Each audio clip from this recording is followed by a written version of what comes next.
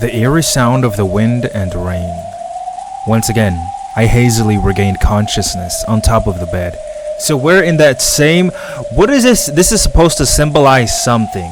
But what exactly? The finger that the witch had bitten off was still attached. I didn't say it was all an illusion. Just that it was still attached. After all, the pain and the teeth marks, as though a witch had bitten it, were still there. Maybe she used magic and put it back on. And yet, the window, which I had supposedly smashed, had been fixed as though it had never been broken in the first place. How can I escape this creepy room? Wait a minute. You're telling me the window? Let me read that again. The window which I had supposedly smashed had been fixed. Wow, okay. How can I escape this creepy room? Why am I locked up in this eerie room, all alone? I want to get out. I have to get out. Let me out of here. Ooh, that chain shit again. I think this is called CG. A lot of people call it CG. For some reason, they really dislike it. I don't know why. I think it looks fine. The door was sealed with a firm chain. A firm chain with a lot of like look at this shit. Like it's all broken up. Everything. Every one of these chains. Someone's pulling on it. I could open it a crack, but only enough to peek out into the corridor at best. It would probably be hard even to get just a fist through it. Wow, really? The window wouldn't budge either. They were no better than barred prison windows.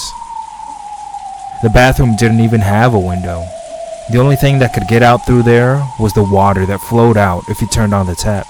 Maybe you can liquefy yourself, become a solution. No matter how hard I tried, I couldn't think of any way out of here. Shut in here like this, I was no more or less than a prisoner. Unless someone came from outside to save me, I wouldn't be able to get out for all eternity. How dramatic. In that case, couldn't I just call for help? Right. Yes, that tiny gap I could make in that door had to exist so that I could call for help. But could I make the words come out? I had tried to call out for help before, but for some reason, the words couldn't escape my mouth. Yes, I remember that. They tried to open their mouth. I might have made some kind of mistake. I might have just lost my voice in my haste and confusion. I cracked the door open one more time. It looks very different outside than in this room. It's not purple. The warm light of the hallway flowed in, making the darkness of the room stand out all the more. Though I couldn't hear any voices, I did feel something peaceful. I was sure that everyone was in a room at the other end of the hallway, chatting happily about something. If I could just call out, someone would surely come to save me.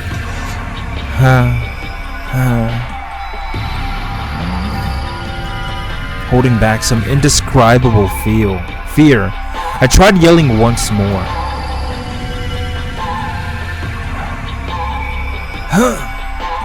I don't know, I'm trying to narrate it well, okay?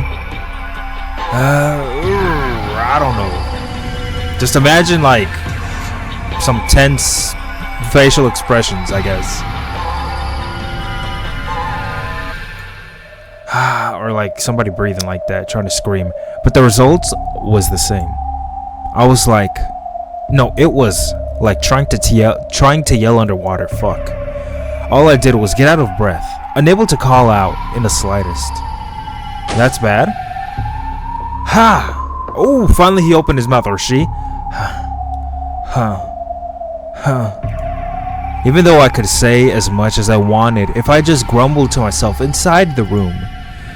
Whenever I tried to make my voice reach outside, I choked and was unable to say anything. I understood. My body wasn't the only thing imprisoned in this eerie locked room. My voice was as well. Thinking that I could use some other kind of sound to call for help, I tried opening and closing the door violently, making the chain rattle. It did sound as though it was making a noisy clanking sound, but I was sure it was no good. Even this sound was imprisoned within the locked room. No matter how harsh the sound I made, I was certain it would be quieter than a leaf falling by the time it reached the other end of the corridor. This is supposed to be like some metaphor for every locked room, I guess. Something like that. I tried using the hateful chain that sealed the door to make a sound to call for someone. But that only deepened my despair. Nothing could escape this locked room. Not even sound? This chain. That's insane. Even though just a second ago, it was a stiff chain that looked like it was used to seal a monster away.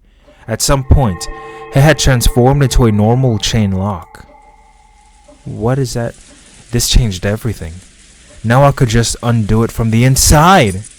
I tried to undo the chain, but I couldn't pull it off. The chain not being long enough for that while the door was still open a crack. Of course. Calm down.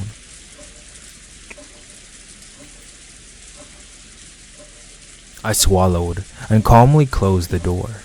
Then, when I saw that the chain had slackened enough, I touched it with my finger to make sure. When I was little, I hated chains because I could never get them undone right. However, that was a long time ago. I could unfasten them normally now. Anyone could. It was easy. Clink. At that moment, that terrible thought that the demon who had locked me in this room might have been using this as a trap to give me hope and then making me despair even more, finally stopped haunting me. The chain lock unfastened, and the chain dangled there right before my eyes. Now, there was no lock sealing this door. Please, don't torment me anymore, and just open normally. Slowly, the door opened. I had closed the door in order to undo the chain, so the warm light from the hallway had been cut off. What if I opened it again, and that warm light was gone this time? I was just about to say that same thing. What if it's not there? I was even afraid of that. However, that was just me over-imagining things, slowly, expanding before my eyes. No, this is normal for a door.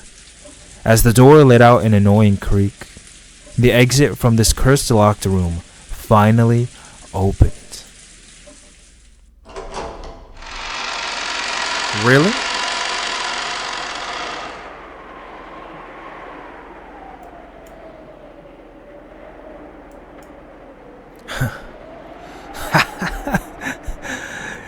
I did it! Even my cry for joy was strangled. But that didn't matter anymore. All that mattered was that I could get out. I poked my head out and looked left and right down the corridor, the warm corridor. I can sense people having fun at the other end. Everyone's right there. Let's go. Right now. Damn, bitch, what the fuck? That creepy ass song. SF. At that moment, Golden Slaughterer, something cold and heartless crushed my throat. It was as though an iron loop had been fastened around my neck and pulled on hard from behind.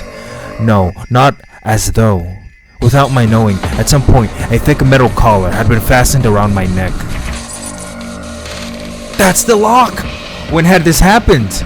And when I turned around, I despaired even more. From the inner side of the door I had just opened, a thick chain extended, which was connected to a collar. I pulled on it, but it didn't even budge. When I shook it, the whole door creaked. What the hell?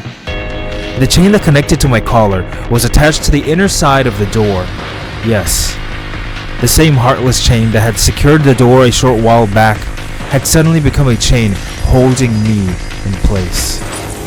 That's insane, that's insane! Damn it, what the fuck's going on here?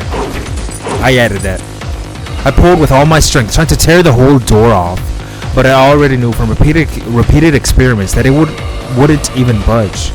Fuck the hinges up! I was sure this chain would disappear once I went back inside the room, but it would never let me leave it. Though it had appeared to revert to being a normal chain lock, nothing had actually changed. The fact that a chain lock bound me to that room was just as true now as ever.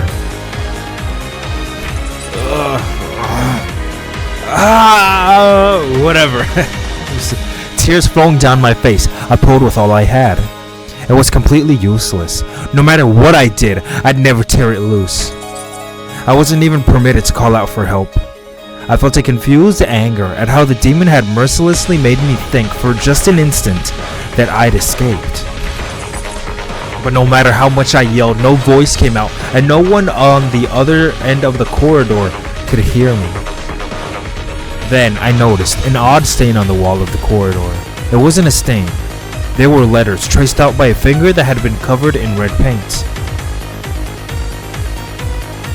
Those letters, which looked like they had been drawn in blood, answered my biggest question. The chain lock must be set. You may unset it, but it must then be reset. Unless it is set, this exit of yours will be unusable. You have to set a lock. I instantly understood the meaning of that unsettling message. Then I tried it out and understood completely. When I returned to the room and reset the chain lock, the binding around my neck disappears. When I undo the chain lock again, that heavy feeling around my neck returns. In other words, I cannot escape this room while the chain lock is still unset. But that means all I need to do is set the chain while outside the room. Right! I undid the chain once more. The weighted collar and chain appeared around my neck again. I stepped out into the corridor and closed the door behind me, leaving only the slightest of cracks. I stuck my hand through the crack, grabbed the dangling chain, and tried to reset it somehow. Damn it! It's so easy to do this from the inside, so why is it so hard to do from the outside? The gap needed to be wide if I wanted to manipulate the chain well. However, that made the chain too short to reach. To bring the chain even close to reaching, I had to close the door as much as possible. But doing that meant that there wouldn't be enough of a gap to fit my hand in. Just grab it while you're inside the room and walk out. Of course, this was perfectly natural. Chain locks are made to be done from the inside. They'd be completely pointless if you could set it and unset them from the outside. That's why the length of the chain is specially chosen, to prevent anyone from setting or unsetting it from the outside. Maybe I could manage it with some kind of hard and thin tool. If the gap of the door was just a finger width across, the chain would have enough length to reach. If I could just bend a wire hanger so that it fits through the crack, and work the chain with that. That's right, there's a closet just to the side of the door. Could there be some hangers in there? Found one. Oh, thank God. A single, cheap-looking hanger, like one you might find in a laundry room, was hanging there. Really? I'm pretty sure that when I last looked a short while ago, nothing like this was in the closet. Who cares? Quickly! I twisted the wire hanger, bending the end with a tip around. I formed a loop at the end and grab things with, making for a sort of burglar's tool. I then dashed out into the corridor again and closed the door almost as far as it would go. My wrist could never pass through this. But with the door closed this far, the chain should have extra length to spare. And this crack is large enough for me to stick the hanger through. Now it's just a matter of technique. I'll definitely be able to do it if I try enough times. I'm certain of it.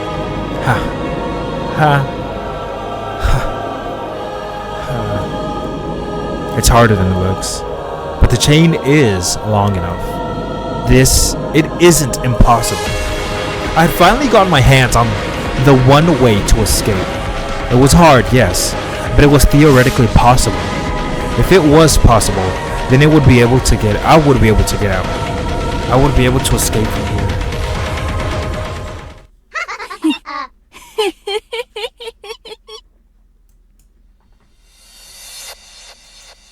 At that moment, I felt a heavy weight on the far side of the door. It felt as though someone inside the room had leaned against the door with their forehead, and she, the witch, had left. Then I felt a powerful and strange force on the wire hanger. Is she trying to grab it away from me? Yeah, right. Like hell I'll let go. Like hell, I let my one key out of here get stolen while my guard's down. Fortunately, I had stuck my wrist through it so that I wouldn't drop it if my hand got tired. You won't be able to snatch this out of my hands.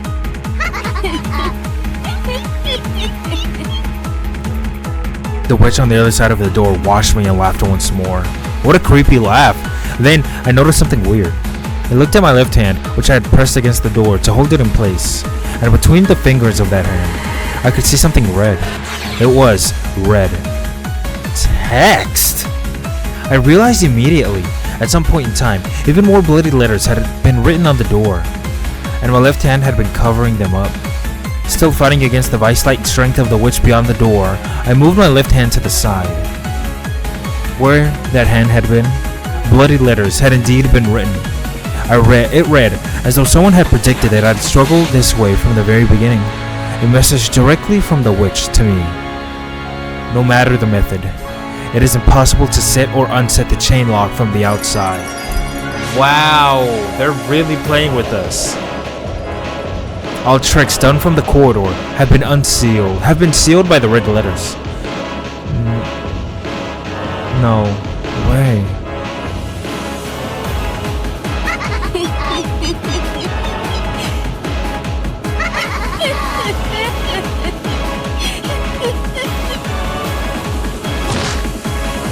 There was suddenly a terrible sound, and the force that had been pulling on the hanger was suddenly released.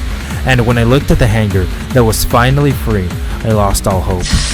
As though I had been hit by the acid of the room's darkness, the tip of the hanger had burnt and bubbled and melted away. Now it was pitifully short. It couldn't be used for anything. It would be useless to search for a substitute.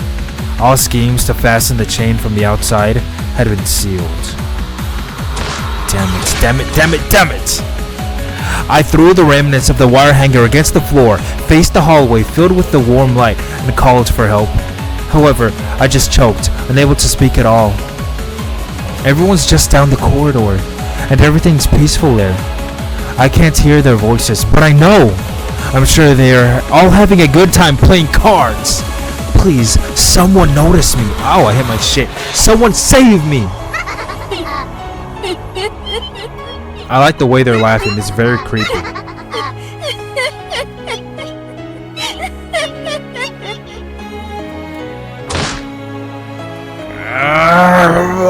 However, Battler screams.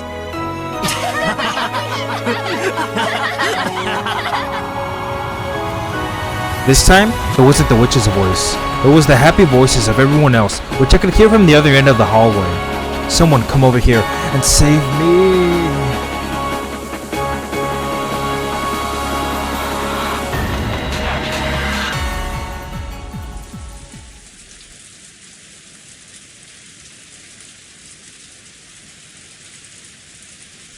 This is the guest house. 悪いね。これで上がりだ。 Oh yes, they're playing cards. George slammed his card down, ending the game with his victory once again. Everyone gasped in unison. The cousins' room was filled with laughter as they enjoyed their card game.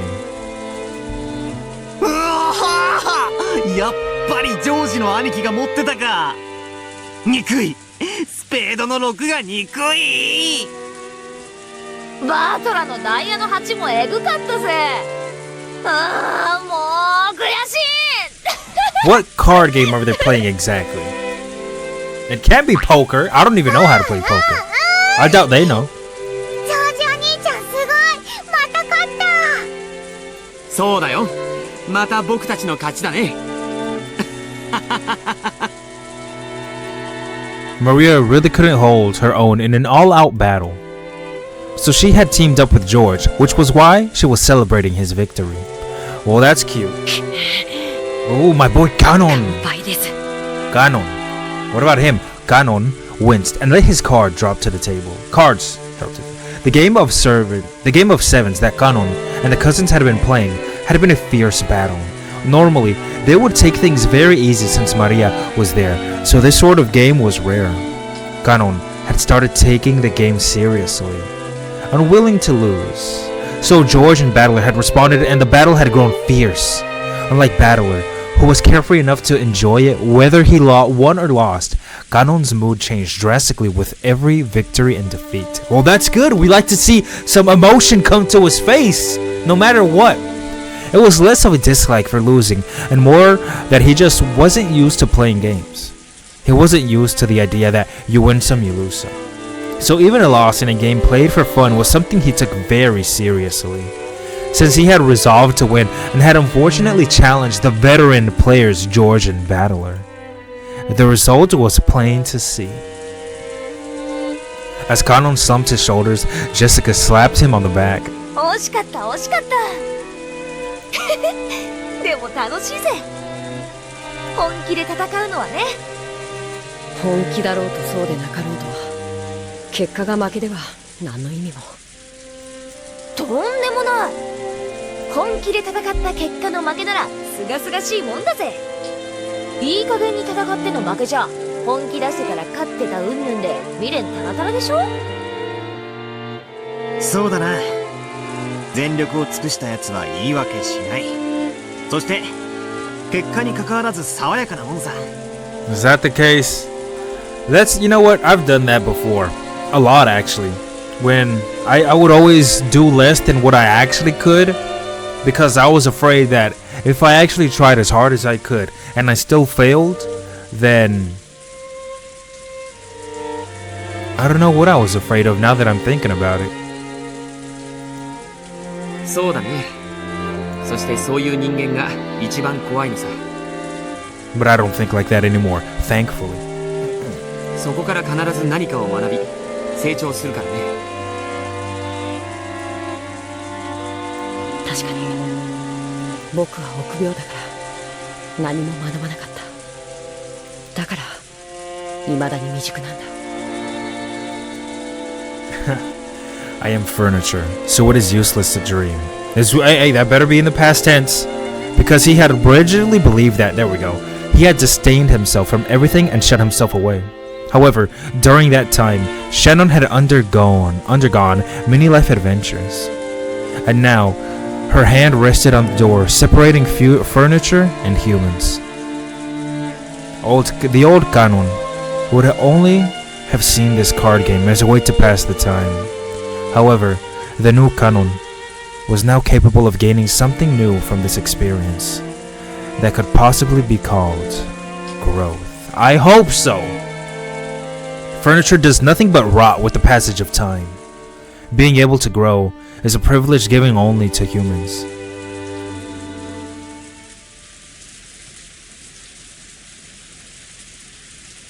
I guess so. 一緒に遊んでくれてありがとう An animal will never grow. Well, we're animals, but never mind. 日誌とか書いたり忙しかったんだろ付き合ってくれて本当にサンキューだぜ Wow, what hard work. He has to fucking fill in a log. He could do that whenever. いいえ僕も楽しかったですいえこれが楽しいことなんだって理解できました僕を無理に誘ってくれてありがとうございます私たちはさもっともっといろいろなことに挑戦していこうそして君が知らなかったものを探しに行こうそれでさっきの話だけどさギターとか興味ない Wow, she's gonna show him guitar? Look at him, he's smiling at her. いや別に無理にとは言わないけどきっと難しいでしょうね Wow, such a... I've never expected to... Well, no, I did expect to see it, but it's just so nice seeing him like that. Look at his face. でもさそこは丁寧に教えるし練習は私も付き合うからまあ言うほど私もうまくないんだけどね At first, Kanon was scared of touching a musical instrument for the first time in his life. Certain he would make a complete fool of himself. He knew that screwing up like that would make him feel bad. However, Ganon was starting to learn. 初めてで下手なのは当たり前です。それから逃げてたら永遠に何も学べない。何にも至れない。Yeah, wow. そうさ。だからこそ人は上達を実感して面白くなるんじゃねえかよ。私だって最初はさ、右手と左手が別々に動くってだけでもう全然ダメだったぜ。 For a second, I thought she was talking about boxing. でも少しずつコツが分かってくるとさ、だんだん当たり前になってきて。僕もその境地に至りたいです。そのための道の一つにお嬢様との音楽活動があるなら、ぜひご一緒させてください。本当に？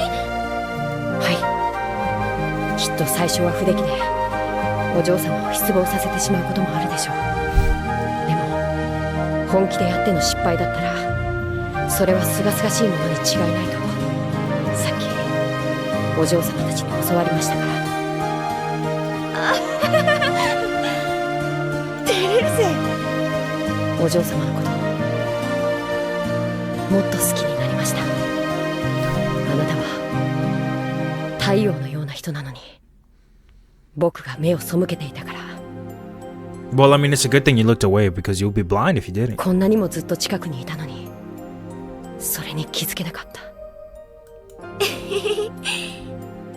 じゃあもっと好きになってもらえるように頑張っちゃうぜ。いや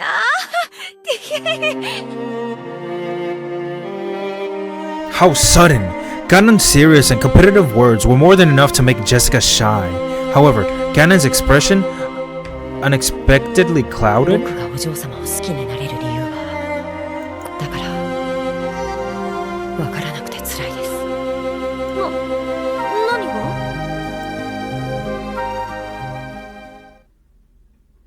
お嬢様が僕を好きになる理由です。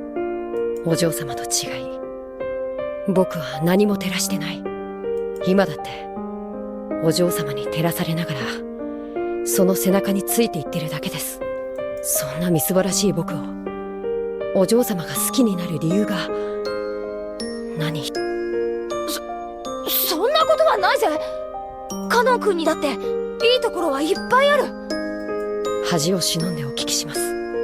お嬢様は僕の何が気に入られたのですか？ I thought it was just time. Them being around each other for so long, you would just naturally just start to like that person, knowing who they are, getting to know them. Ganon hung his head. He had never learned anything, so he had never been able to take the lead with her. It made him sad and frustrated that he had always been the one-sided recipient of her affection and could do nothing but respond to it. Jessica was lost for words. After all, compared to the reason that Ganon had fallen for Jessica, Jessica's reason was a lot more vague. Who cares how vague it is? I mean, if the feeling is there, it's there. She had listened to Shannon talk about her love with George. And at school, she and her friends always talked about relationships with boys. There was nothing strange about a girl fascinated by the idea of romance, developing an interest in a nearby member of the opposite sex. Jesus, I'm talking so much. However, if she were to put that into words, she would be misinterpreted as saying that any nearby boy would have done just as well. However, if nothing else, she knew she knew what she felt at this moment. She really did love Ganon, and she truly wanted a relationship with him. They might end up together as a result, or they might not. But whatever the outcome, she could accept it as long as she held nothing back.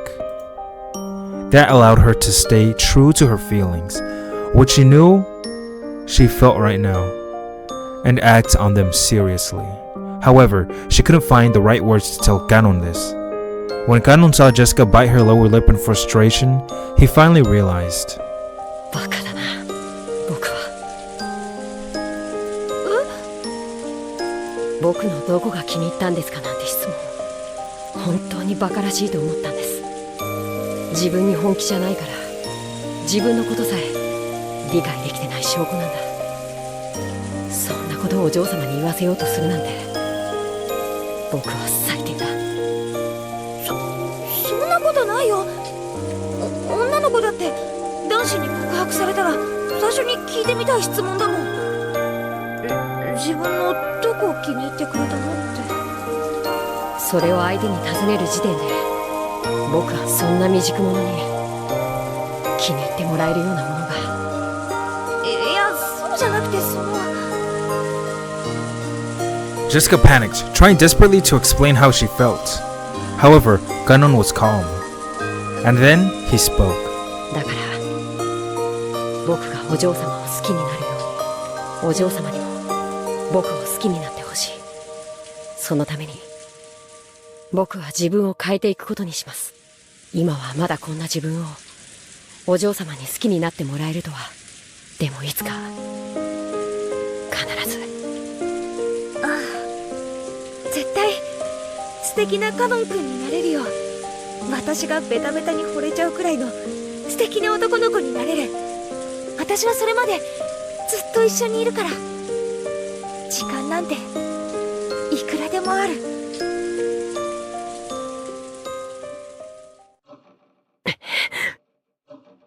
ただ時間がそうないのが悔やまれます。時間って？家具の話をするとお嬢様が悲しまれます。でも話さなければなりません。 Oh shit, what is it? 僕が本気で戦わなければならないことでも。何の話？家具だから恋ができないとか、そういう話ならもう聞きたくないよ。 That's not what he's カノン saying. 君は家具なんかじゃない。はい。だから人間になろうと思います。ですがまだ家具なんです。ならなろうよ、人間に。かつて魔女は教えてくれました。この世の一なる元素、それは愛だと。それはこの世に住まう人間は当たり前のように享受できるものです。しかし家具として生み出されたこの世ならざる身には当たり前ではないのです。その当たり前でないものを得るには魔法か奇跡が必要なんです。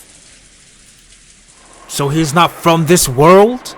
In the same way that Nea-san and George-sama would never have ended up as they have without borrowing the power of that golden butterfly brooch. さっきからこれがわからないの。何がわからぬというか、聞かせよ。今回のゲームが始まり、短くない時間がシャノンやカノンの恋への決意に割かれてきたわ。それ自体は自らを家具と蔑んできた少年少女の青春の決意と成長の物語と好意的に見てもいい。でも二人のある前提にさっきから強い違和感を覚えるの。なぜ魔法が必要なのかであるか？シャノンもカノンも、いえ、あえて家具と呼ぶわ。家具たちは最初から一貫して人間とは恋愛ができないと主張してきた。そこに黄金蝶のブローチという魔法が介在し、その魔法という奇跡の結果、ジョージお兄ちゃんとの恋愛が成立した。そう主張してるわ。身分の違いによる許されぬ恋が実るには、魔法の奇跡でもないことにはありえんと、そう考えたとしても無理はあるまい。そうね。だから使用人の身分であるシャノンとカノンが共に後ろ宮家の人間に恋をし、許されざる恋に苦悩して自らを家具と卑下したとしても、それは納得できるの。ではそなたの納得できない点とは？再び魔法の力がなければ結婚はできない。それがシャノンとカノンの二人の共通認識になってる。これがどうしてもよく理解できないの。After meeting in secret for quite some time, George and Shannon had finally gotten engaged. Both were fully prepared for it emotionally. And though there would be some trouble with the relatives, It had gotten to the point where it would probably be impossible for anyone to prevent their marriage. 結ばれようとする二人の間に立つなぞ。飛ぶ矢の前に立ちてそれを掴もうとするにも等しい愚行よ。そういうこと。伴侶を生涯守りきると誓ったジョージお兄ちゃんにとって、両親の反対や感動さえ恐れるものではない。むしろ、それらさえも彼女への愛を示すちょうどいい試練だとさえ思っているわ。Yes, that's what I'm gathering from that. つまり、二人は必ず結婚する。誰も拒めない。そして、二人は婚約を快諾した。誰にも拒めない。馬に蹴られてなんとやらであるな。そう。Right. だから不思議なの。魔法なんて必要ない。If George and Shannon had wanted Ava's approval for their engagement, then magic really might have been necessary. After all, Ava had forbidden his relationship with her. No matter how much George spoke on Shannon's behalf, the chances of Ava being convinced were virtually zero. If that were the case, it would be understandable if they wanted a magical miracle to make Ava acknowledge their engagement. しかし、ジョージお兄ちゃんはきっぱりと誓ってるわ。両親に婚約を認められなくても構わないと。そう。二人の婚約を阻む理由は何も存在しないの。そしてそれはシャノンだってよく知ってるはず。なのになぜ彼女はこの順風満帆の婚約を受けたこの夜になおも魔法の奇跡を祈るの？魔法の奇跡を得なければ結ばれる資格もないというのが家具たちの主張であるの。つまりこういうこと。シャノンはジョージの婚約を受けているけど、魔法の奇跡がなければ成就されない障害が残っていると知っていることになる。そしてその障害は二人の努力では取り除けないとも。だから魔法という奇跡が必要。どうして魔法がいるの？愛し合う二人に結ばれるための他にどんな奇跡が必要だっていうの？なるほど。Feathering listened to Angie's interpretation, smiling in a satisfied way. Apparently, she had already reached the conclusion and was enjoying watching Angie finally manage to do the same. そしてその疑問はカノンにも向けられるわ。ジェシカお姉ちゃんとの恋路は始まったばかりだけど、二人の気持ちはまっすぐ。何の障害もないわ。黄金蝶のブローチの力なんか関係なく、もう恋仲に慣れてる。何年もの交際を経て、やがては結婚に行き着いても何もおかしくない。こっちも障害は何も存在しないのよ。クラウスとナツヒに結婚を認めさせようと思わない限り、こちらもまた魔法の奇跡は必要なさそうであるな。そういうこと。シャノンの生き方を見て、カノンもまた生き方を変えた。そして素直な気持ちを伝え、ジェシカお姉ちゃんと二人で恋路を歩み始めた。必要ないのよ、もはや魔法は。片思いの相手になら恋のおまじないも必要かもしれない。でももはや両者は相思相愛、意思も疎通できてる。なのにどうしてその上魔法の奇跡が必要なの？ Both pieces of furniture are in relationships of mutual love. There shouldn't be any need for a miracle any longer. So why do they still desire a miracle of magic? And on top of that, the single brooch is portrayed as bestowing only a single miracle. It feels almost as though Shannon is hesitating because if she uses up that miracle for herself, Ganon's chances at love will be automatically sealed away for eternity. つまりこういうことよ。どうして家具は恋をしてはいけないの？魔法という奇跡なくしては、なぜ恋が許されぬことになっているのかか。そして、堅くなに恋ができないと嘆いていた家具たちに、それを許すことのできる黄金蝶のブローチって、一体何だっていうの？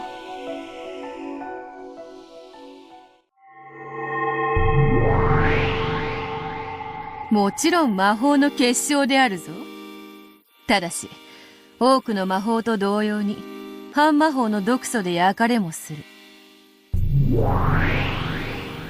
つまり、魔女や魔法を信じる者にしか効果がないということなんですね。その通りだ。よって、わらわと交流することができたシャノンには、その効果を発揮した。しかしもし、シャノンがそのブローチを砂浜に落とし、何も知らぬ者が拾ったとしたら、その者が反魔法の毒をまとっていたら、ブローチの魔法は力を発揮できない。そういうことだ。魔女のアイテムは直接の手渡しでなければ力を失うことが多いということだ。しかし魔女の存在を大勢の人間が認めることで反魔法の毒素がなくなり権限することができるのと同じに、大勢の人間がそのアイテムの魔力を信じれば逆に魔力を維持することもある。皮肉な話ですね。私たち魔女がどんな魔法を授けても、それを受け取れるかどうかは全て人間次第なんですね。薬もそうだと聞いているぞ。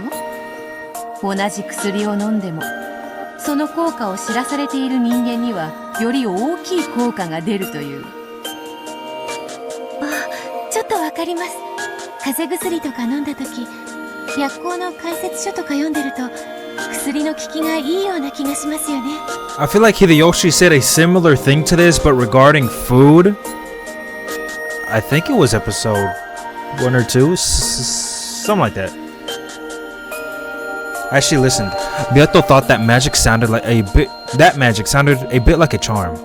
When most humans think of magic, they think of incredible miracles being performed one after another in front of a crowd. However, this true magic that the older sister spoke of sounded almost like a charm, something that had no effect if the person using it didn't believe. Shannon's heart was captured by George, bit by bit, as he grew by leaps and bounds.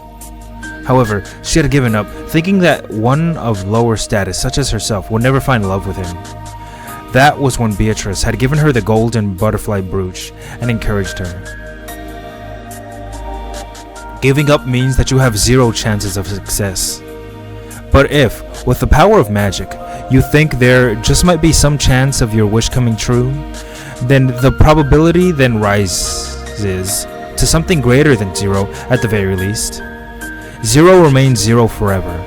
But if even a faint probability were to exist, it would be no exaggeration to say that an impossible miracle had occurred compared to the time when the probability was 0. Humans can use magic to take resignation by which they themselves make the probability of success 0 and cancel it out. When a human does not give up, though their chances of success may be small, those chances do exist. And the stronger their belief, the more those odds rise. It was easy to imagine that Shannon had made earnest wishes upon the brooch, believed in its effect, and made many little efforts to get George to like her. 信じる力が魔法になる。そしてそれを信じさせる者が魔女だ。Those who make others believe are witches. Wow. That right there was so fucking beautiful. That's an interesting way to put it. If you think about it, it's true. Let's say a witch steps out into a spotlight, waves her staff in front of a crowd of onlookers, and makes a rabbit appear out of thin air. The many people who see it will surely think that it was a sleight of hand. They might wonder how it was accomplished, but they would be sure that it wasn't magic. And they would applaud the splendid trick that had appeared to be magic. But what if they conducted a sacred ceremony inside a great ancient temple in front of a crowd of believers, culminating in the exact same thing? Would any of the people there think that was a sleight of hand? In fact, in the ancient past, when magic tricks as a form of entertainment didn't even exist and divine spirits were worshipped, this would doubtlessly have been a miracle of magic. ならこれは魔法になるでしょうか。ほう、魔法の使いの魔女のそなたが初めて振るう魔法とはどんなものか。ここに空の紅茶のカップがあります。中身は空です。空っぽであるぞ。それからこれをこうしてテーブルの上に伏せておきます。それから一緒に目を閉じて魔法の呪文を唱えます。 Okay, I'll chant it with you if I can. It was the same magic that had been used to give Maria candies. Beato the elder grinned and closed her eyes. When she saw this, Beato slowly chanted the incantation. さあ思い出してごらんなさい。カップの中に何が What 入 was ってい inside たの the か。 cup? さあ思い出してごらんなさい。 I don't know. I can't read it in カップの Japanese. 中に何が入っていたのか。 As she chanted, Beato slowly opened her eyes and made sure that the older sister was repeating her with her eyes closed. But she's fucking it up. If she opened her eyes, then she ruined the chant. A butterfly. Then a single gold butterfly appeared out of nowhere, fluttered down onto the overturned cup, and scattered away in a spray of gold. It's always gold with them. もうよいか、目を開けても。はい、目を開けてカップの中身を改めてください。さてさて、そなたが初めて使う魔法はいかほどのものか。 What if it just starts overflowing so much to where the entire area is just drowned in candy? Taking her time and dragging out the suspense a little, the older sister lifted the cup. おや？いかがでしょうか。 When the cup was lifted, and there lay a single golden rose petal. これは魔法になるでしょうか。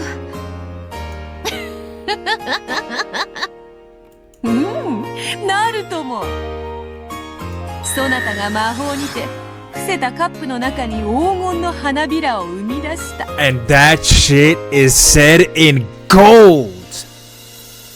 What does it mean when it's said in gold? We have blue, then we have red, which is like fucking objective truth. Now it's gold?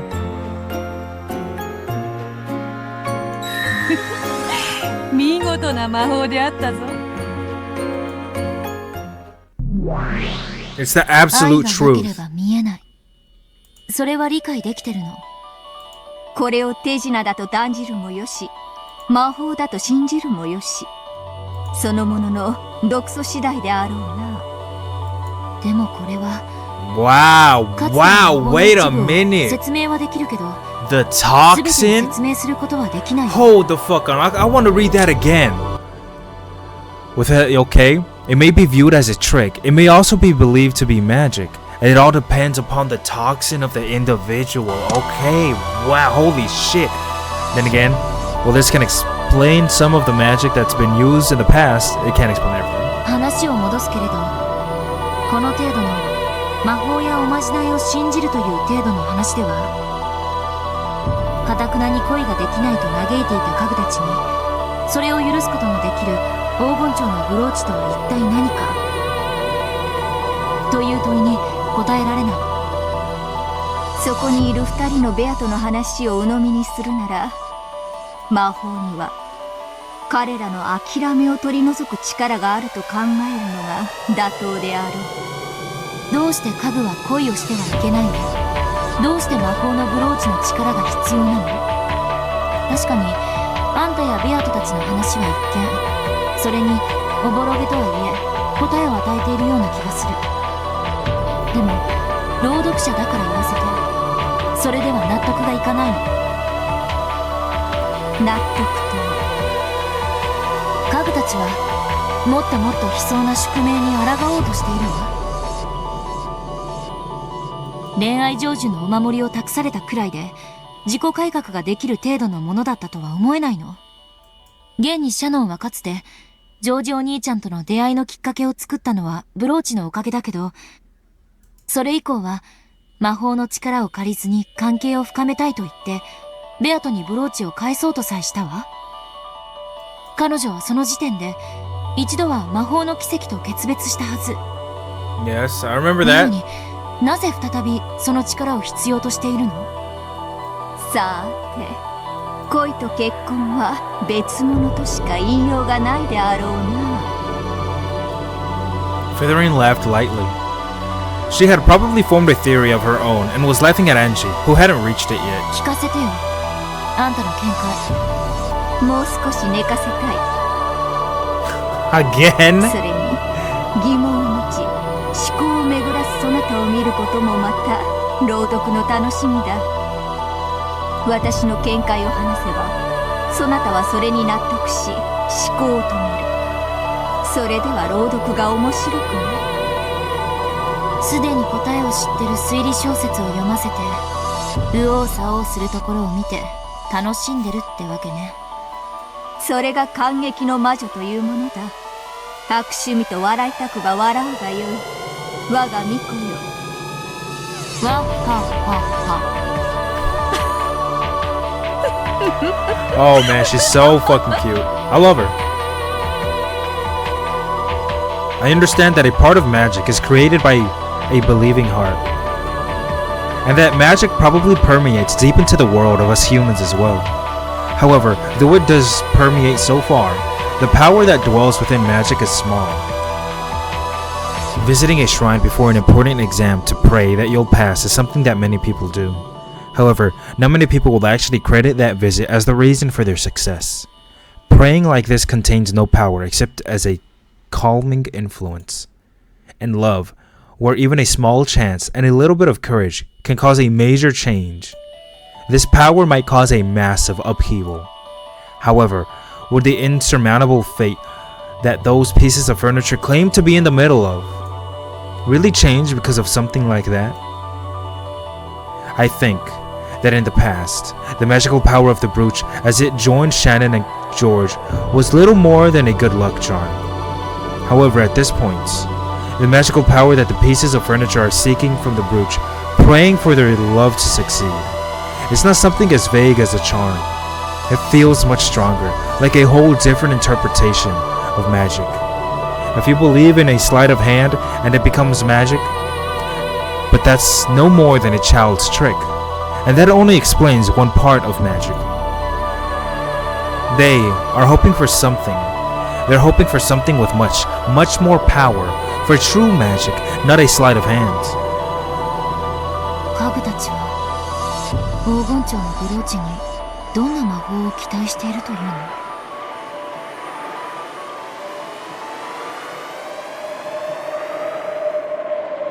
黄金蝶のブローチ？黄金の魔女ベアトリーチェが霊境を割るのと引き換えにシャノンに与えた恋を成就させる魔法のお守り。これがそれです。 From his pocket, Cannon pulled a wing of a gold butterfly. Though it was just a single wing, it was easy to tell from its distinctive shape that it had originally been part of something with a butterfly motif. このブローチの魔法はシャノンにジョージ様と恋仲になる機会を与えました。しかしそれを最後まで成就する前に僕に譲りました。だから僕はこのブローチの力でお嬢様の好意を得ました。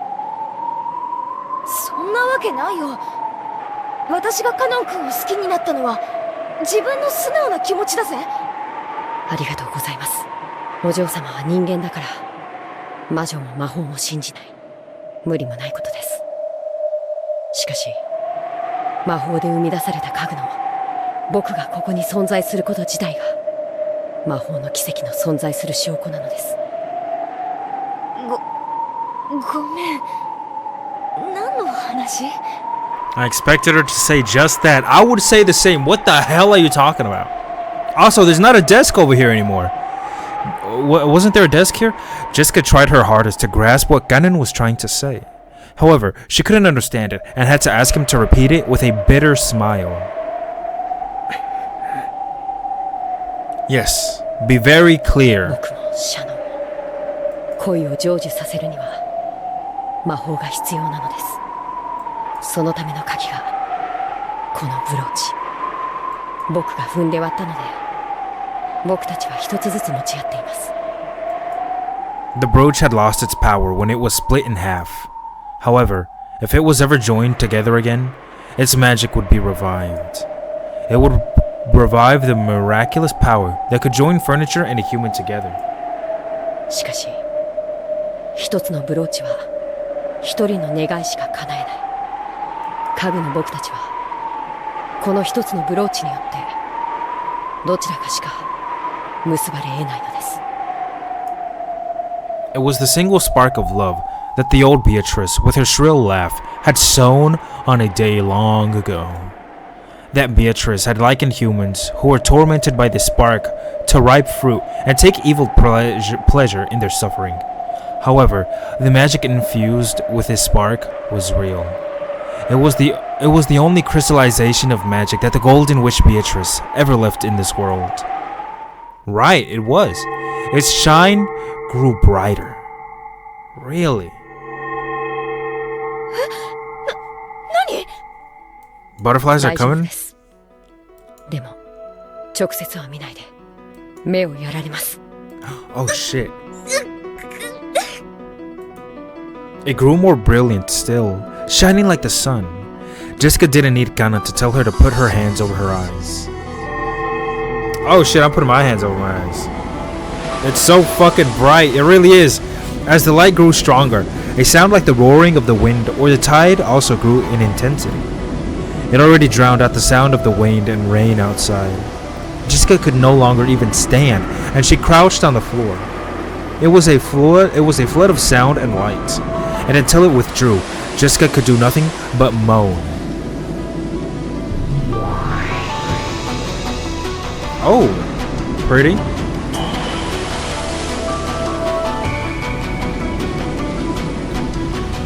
That was like, oh, okay.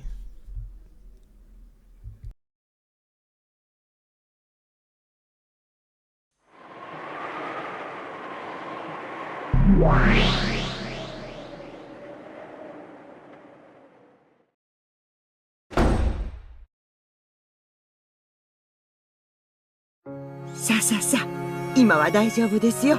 急ぎましょう。お父様が甘いものをお好きだといいのですが。ええ、お好きですもの。甘いものに限らず、何でもよくお召し上がりになりますよ。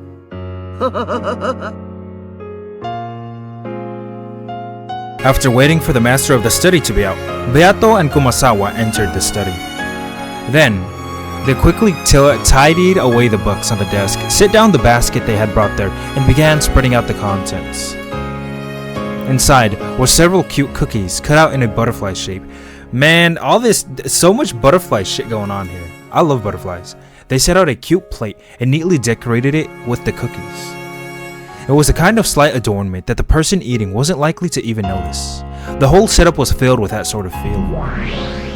I want 愛 cookies. しのお父様とやらのために今の私に許されていることはこんなことくらいですので。 You know what's funny? Let me just say this really quickly, but a couple years ago I bought a butterfly little thing where you grow butterflies in, because I was very nostalgic at the time about how in elementary school they made us like they had everyone, they put us all in groups and had us all grow butterflies. And I remember one day when we came from lunch, right, the butterflies, well, they were caterpillars, right? They were in their cocoon, their chrysalis, I think it's called. And then we got back to class from lunch. This was like, I don't know, 4th grade. And the butterflies were out. And then we let them go. I think right then and there, or like by the end of school. And man, it's just a absolutely beautiful fucking memory. And so I got that shit, and I might fucking make a video of me growing that fucking butterfly and calling it Beatrice. I don't fucking know. Then letting that bitch go. わらわがバトラにクッキーか。なぜに夜の支配者であるわらわが稀な客人であるバトラにそこまで尽くすのかわからぬ。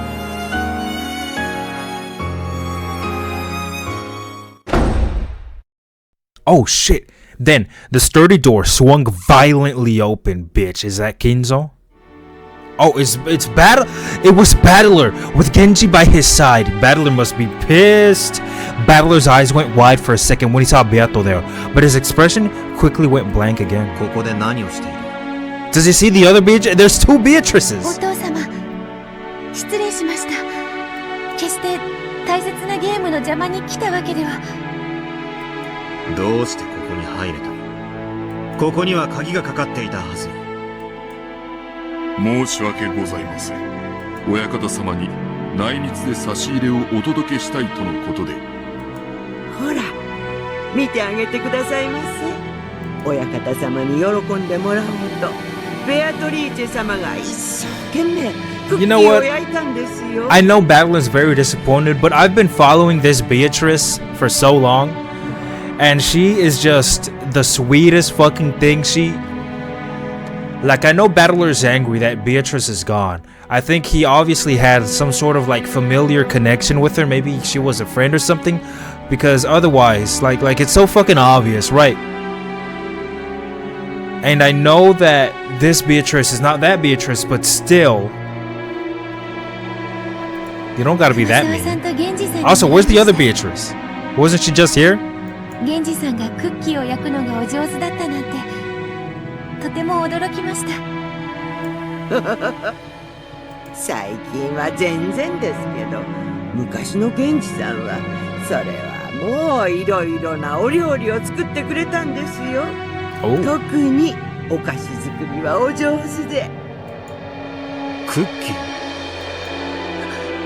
はい。 Look at her, she looks so excited, man. お父様への差し入れです。大切なゲームの必勝を心よりお祈りいたしております。 She's not a robot. She has her own agency, her own free will. Battler looked at the plate on the study desk that was piled up with beautiful cookies and the message card of encouragement lying next to it. How can you not think that is the cutest, sweetest fucking thing ever? And his face twisted with a complex expression, which might have traces of both sadness and anger contained within it. In not so many words, Genji prompted him to consider giving Beato's efforts some kind of acknowledgement. Battler understood. He had no reason to respond to this kindness with displeasure. However, even though he understood that logically, all he could do was give a small, exasperated sigh. Oh shit. 感謝する。だが甘いものは苦手だ。下げてくれ。親方様。Oh boy, look, Battler, no. Oh, it's just a bad situation all around. 片付けて下がってくれ。親方様、せめて一口お口に運ばれるわけには参りませんか。 Don't piss him off, Kumasawa. ベアトリーチェ様が親方様のためを思いこしらえたものでございます。 He's gonna say, don't call her that. 気持ちはありがたく受け取っておく。今は大切なゲームの最中だ。俺にとってもベアトにとっても大切な最後のゲームなんだ。 This'll be the last game? だから頼む。俺の心をかき乱すような真似は。 Is it really? 慎んでくれ。 We have 2 episodes left though. There's no way this is gonna be the last game. あまりにもひどうございます。気持ちは感謝する。大いに結構でございます。しかし、それをせめて一口お召しになる形ではお示しできませんか。 Oh, Kumasawa. お父様。 Oh, we love her. I love her. Beato looked at Battler sadly. Battler hung his head to avoid her gaze. The expression on his face was more pain than any he had shown Beato before. 熊沢、それを片付け、下がるように。親方様。 Oh, it's okay. It's okay, wait. He'll change his mind later. I know he will. Battler's a good guy. Kumasawa implored Battler to listen, but he turned his back to her. Just do as the man says for now. 失礼しました。 Oh, you don't gotta apologize for anything. 片付けましょう、熊沢さん。そういうわけには参りません。 Really? 大切なゲームに少しでも力添えしたいベアトリーチェ様がせめてこのような形でもお力になりたいとそれ一口さえせずに下げろとは女をバカにするにも程がございます。 Okay. Wow, I didn't expect her to really fucking put her foot down. I won't allow it.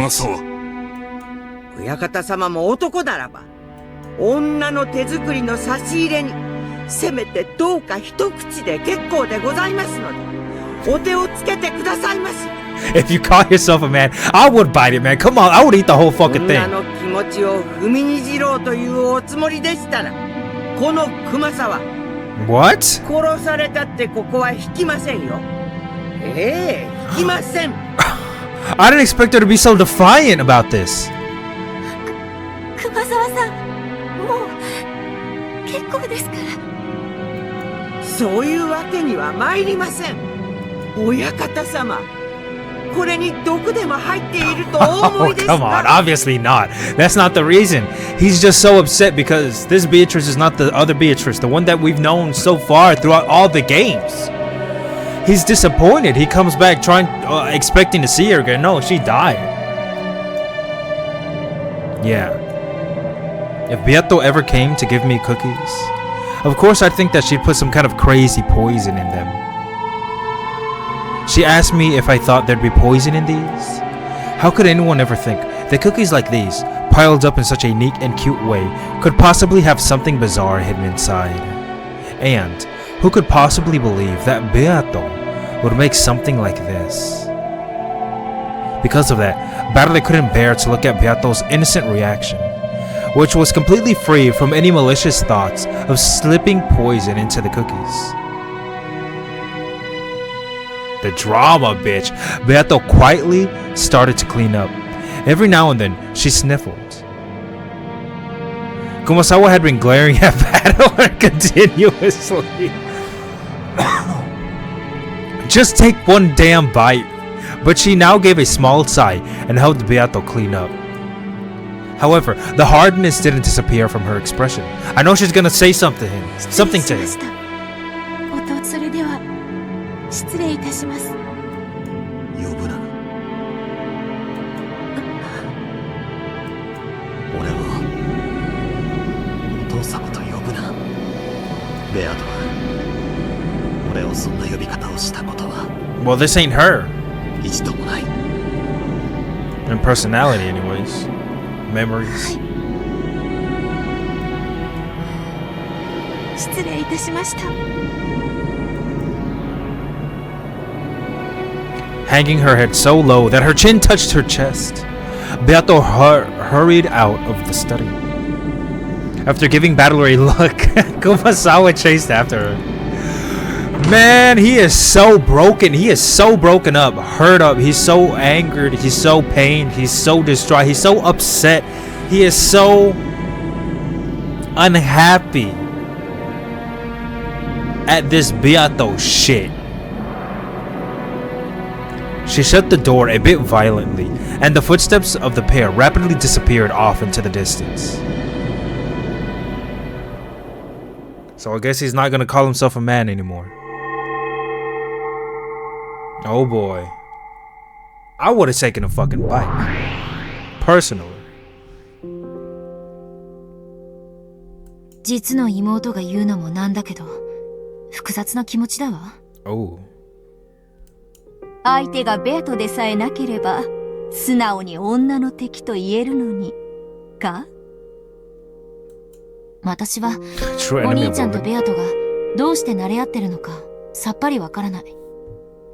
今思ってベアトは倒すべき私たちの最大の敵だと思ってる。でもだからといってあのお兄ちゃんの対応は女として愉快じゃないわ。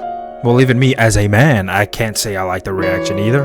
バトラの気持ちも Because I can't 少しは understand わかるがな。悲しいことだ。I still don't understand what kind of bad blood or connection there was between them. However, Oni-chan probably views Beato as a friendly adversary, if not something more. Right, that would be one hell of a friendly competition, her killing his family over and over again. Oni-chan's reason for defeating Beato isn't to destroy an enemy out of hatred. It feels like he wants to give a sincere answer to her question. Yes. I can't deny the fact that their fight isn't based on hatred, but on a stronger emotion. さらに言えば、あそこまで冷たくされて、それでもなおお兄ちゃんに尽くそうとするベアトも、大したもんだわ。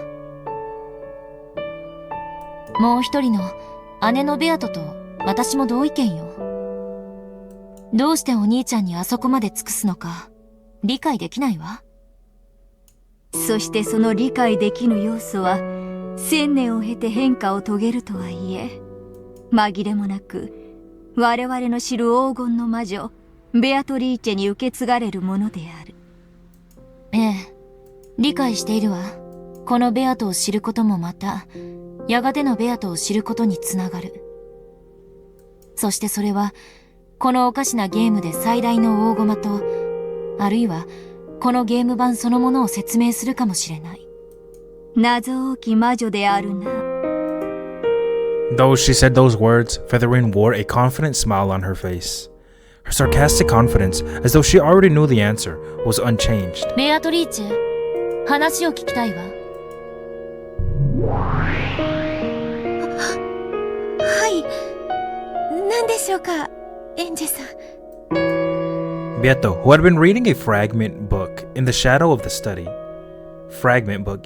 jumped when Angie called out to her. あなたはなんで後宮バトラをお父様と呼ぶの？ Oh my god, she hasn't explained that like 50 billion times already. 私という駒を生み出してくださったからです。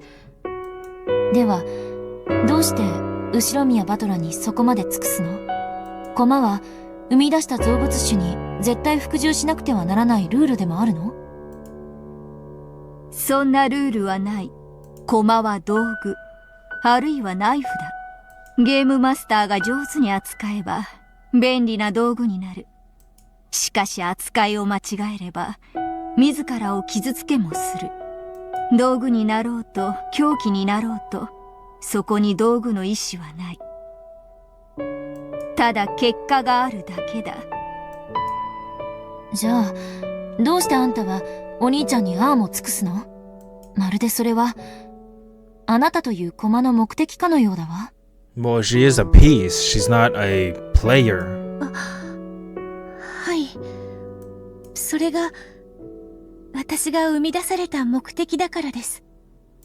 あんたを生み出したお兄ちゃん自身がその目的を与えたの？それは違う。バトラはゲームマスターとしてそういう役目を持った駒を盤上に置いたに過ぎない。そして彼女という駒を生み出したのはこのゲームを生み出した最初のゲームマスターであるベアトリーチェ自身だ。ややこしい話だわ。つまりあんたはお兄ちゃんのことをお父様呼んでるけど、別あんたはお兄ちゃんに尽くさなければならないという目的のために親しみを込めてお父様と呼んでるだけだわ。はい。Look at her face. そうだと思います。私という駒を盤上に置いてくださったのがお父様です。お父様が盤上に置かなければ私という駒の出番はありません。ですから私がここにこうして存在し、そして私の目的のために尽くせるのは全てお父様のおかげなのです。なるほど。そしてそれはお父様と呼ぶのにふさわしいってわけね。じゃあ誰があんたにお兄ちゃんに尽くすように命じたの？ Herself? それは初代ゲームマスターのベアト自身よね。ややこしい。なぜにそなたは後宮バトラに尽くさねばならぬのかと。しかしそれを彼女に答えることはできぬ。彼女に与えられたのは目的だけだ。その目的を与えた動機は与えた本人にしかわからぬのだから。なるほど。それも考えてみるがいい人の子よってわけね。で、ついでにあんたにはもうその察しがついていて、ニヤニヤしながら私が悩んでいるのを見ている。そなたは我が巫女としてつくづく優秀だ。私はお父様に尽くします。私の存在がお父様の幸福のお役に立てる。それが私の一番の喜びです。そして At that point, Beato hesitated. 何？そして何を？はい。そしてそれをいつかお父様にお認めいただければ、それが私の一番の幸せなのです。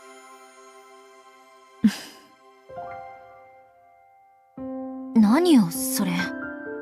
尽くしたいってだけならまさに魔女の家具ねと言いたいところだけど、それを認めてもらいたい？それじゃ家具ってより。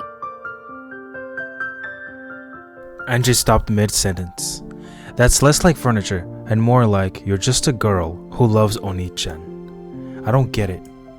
The guiding force behind this Beato's actions is that of a girl who adores Oni-chan. But then, what would that make her? If she liked Oni-chan, then she should have adored him and done things for herself. For him herself. Why would she create a piece of herself, a separate entity, to do it?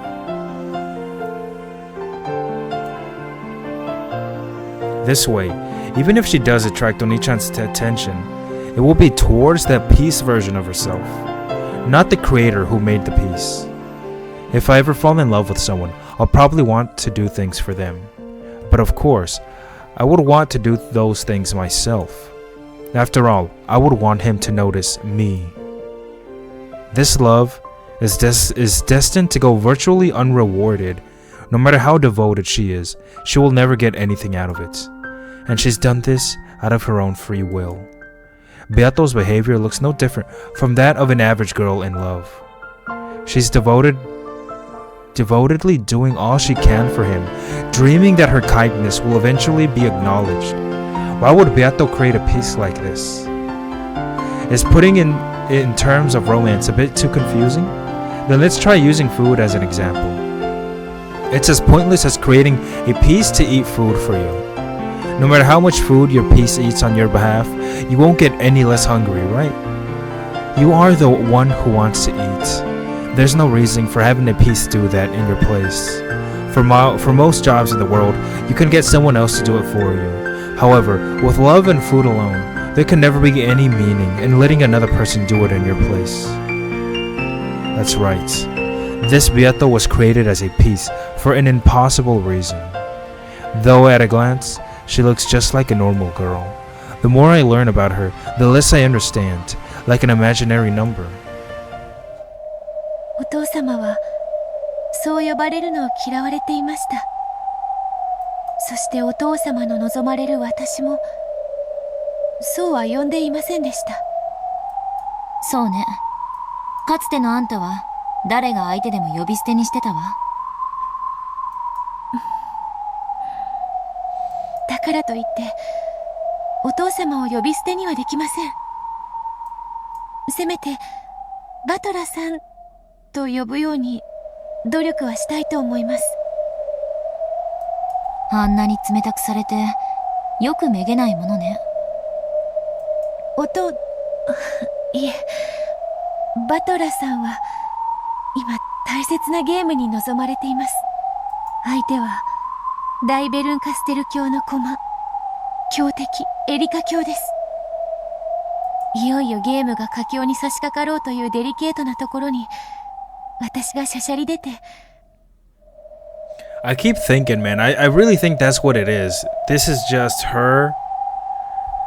Like it's not Even if time isn't repeating, the way that Beatrice started out is repeating. バトラさんが望まないお父様という言葉をかけてしまったのですから、機嫌を崩されても無理ないことです。Battler definitely did something to a Beatrice. Even if her name wasn't Beatrice. Even if that person was different. Had a different personality. You would not recognize that person as the same person, right?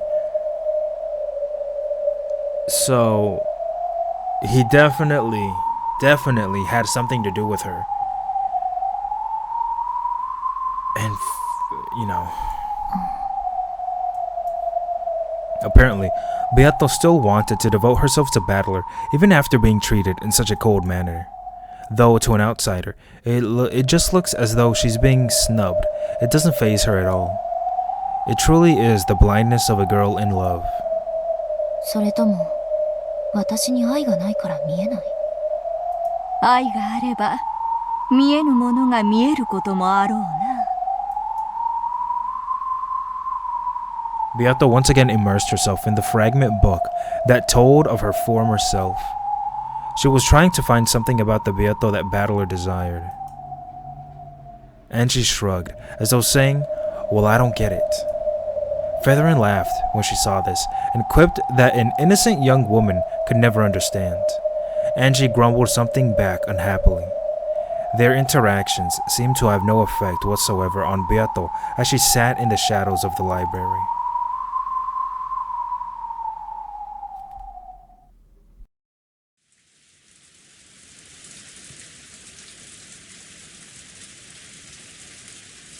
After chasing all the others out, only Battler remained in the study. Man, he is just like Enzo. There was no color in this dimly lit room. However, for just the short time that the plate of cookies had been placed there, the room had seemed at least a little cheery. Battler's gaze drifted over the desk, which no longer had anything on it. When he did, the cookie plate that had been there until a second ago was revived. Wow, really? However, it was an illusion. Though the cookies could be looked at, they could not be touched, much less eaten. If Battler wished, he could make it possible to touch them or eat them, but it would be an empty sensation. It would only give the touch and taste that Battler desired. He no longer had any way of knowing what kind of cookies they had actually been. Is he feeling some regret? In a reception sofa facing Battler, a cloud of gold butterflies slowly gathered and took the form of the old Beato. With her pipe and all, there it is. ほら食べろよ。わらわが珍しく手作りしたのだぞ。安心せよ。自信作であるぞ。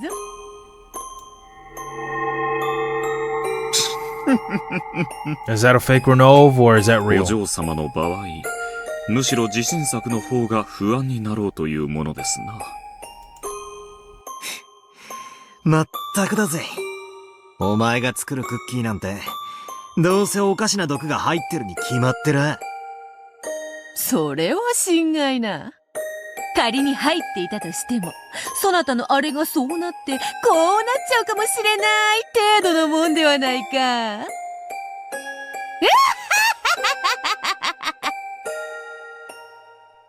She talking about Viagra?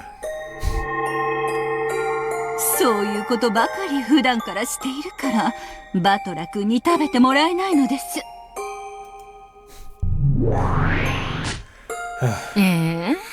手料理に何か入れるなんて基本でしょ。爪に髪の毛。Ew. 魔法のおまじないに愛のかけら。The last one is the only thing that's not that bad. あんたたちだったら何を入れるの？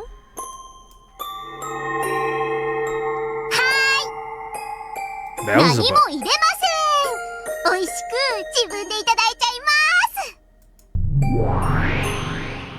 だと思ったわ。あんたは出落ちなのよ、まったく。でも、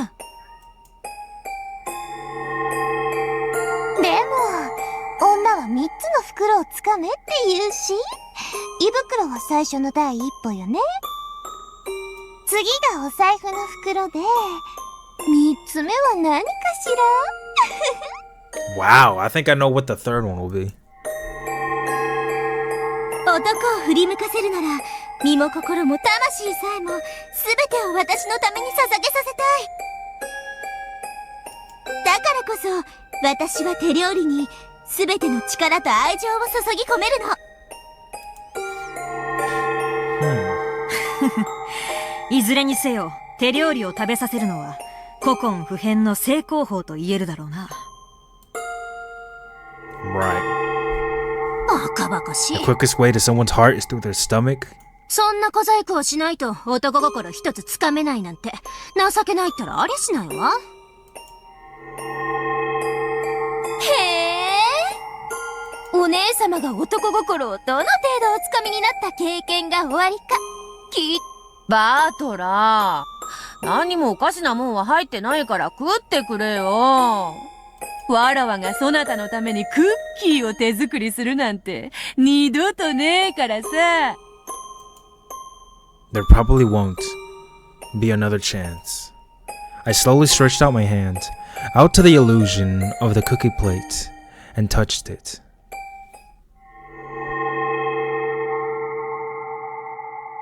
It's gold? Just before I did, it became a cloud of gold butterflies and vanished into the darkness of the study. The illusions of Renova and Virgilia also disappeared. However, the illusion of Beato alone still remained on the sofa. 何が不満か？それも俺に言わせるつもりか？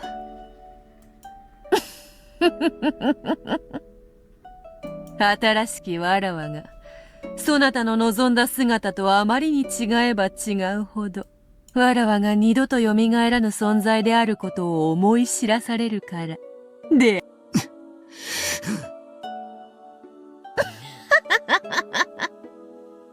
いい女は逃したら二度と捕まらぬわ。今頃になってわらわがいい女だったと気づいたであろうが。うるせえ。 Oh, Battler. Aren't you making her say お that? 前なんか二度と現れなくてせいせいすら。 Yeah. Then why are you crying?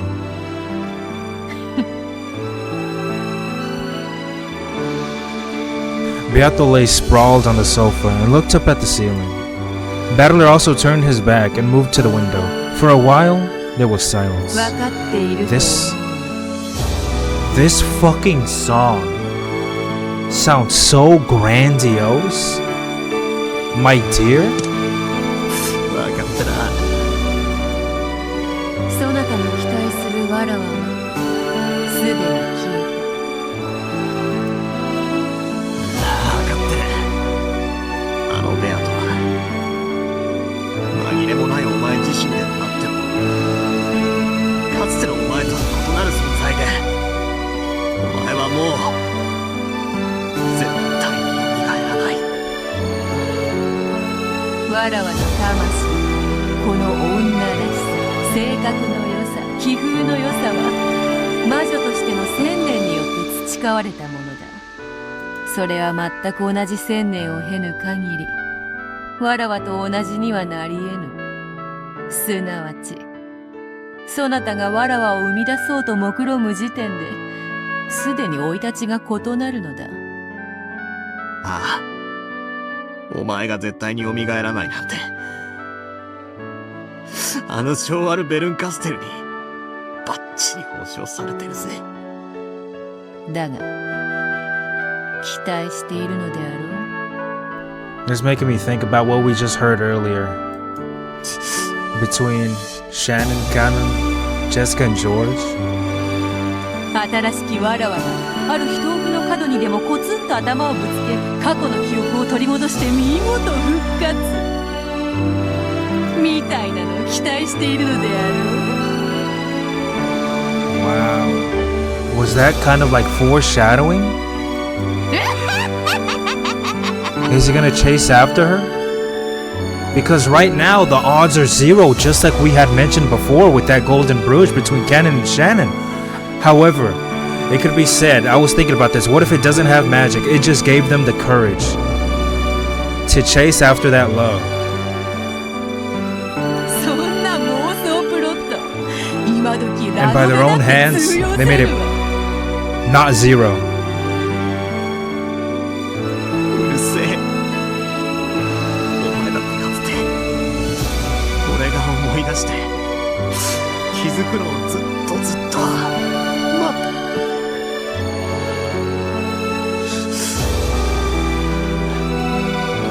Why am I feeling a little emotional right now? Then what? Does this mean that our relationship now is exactly the opposite of how it once was? わらわもそなたがいつかはきっと気づく、思い出す、奇跡が起こる、そう信じてゲームを繰り返したこともあったがな。どういう気持ちだったんだよ、お前が俺とゲームをしている時は。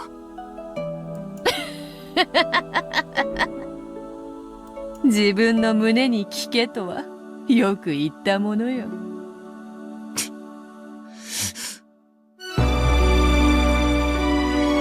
It's tough. If only she didn't look so much like you, I wouldn't be so confused about how to feel about her. まあ好きにせよ。かつてわらわはそなたをさいもてあそび、今度はそなたのわらわに復讐する番だ。新しきわらわは何もわからずおろおろとするのみ。見るも焼くもそなた次第。積年の恨みも晴れるであろうが。Even if he did that, it won't. I never will. Because that's not you. お前自身が相手な Right. If she was. さぞや気分も爽快だろうぜ。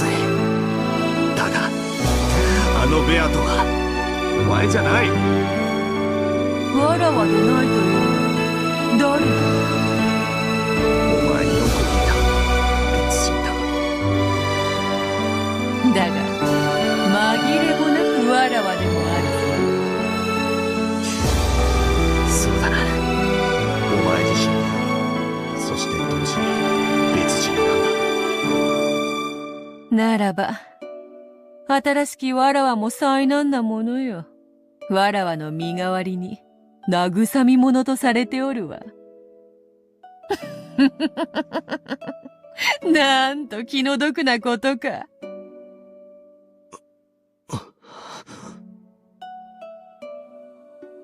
That might be the contradiction inside me. Because the new Beato seems like a different person, I can't accept her. Even though I know she's a different person than Beato, she keeps reminding me of her. ならばいっそ、あれはわらわの娘とでも思え。娘？わらわの血を引きし、うり二つの娘と解釈せよ。何しろわらわの分身であり、しかし1000年の経験を経ぬのだから、そう呼んでもおかしくはあるまい。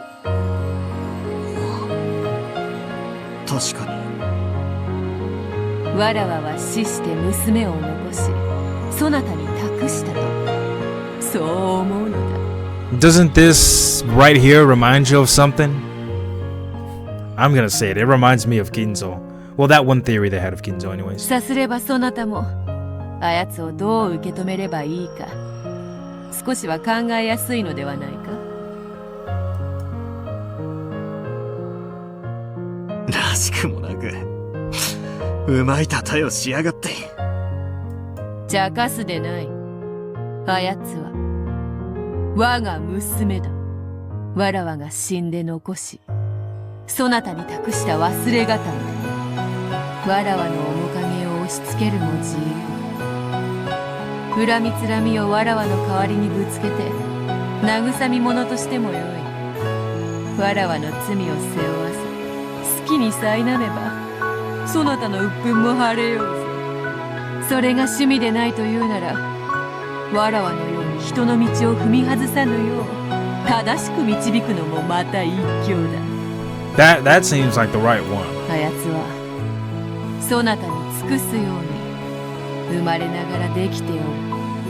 そなたが望めばどのような姿にだって変えられる。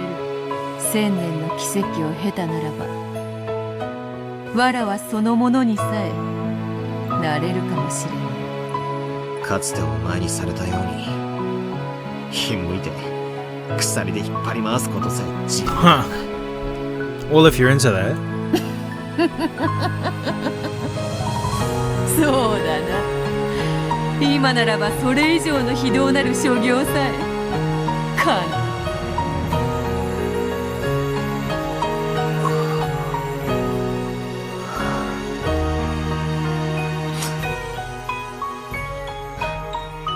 お前の分身であり、そして娘か。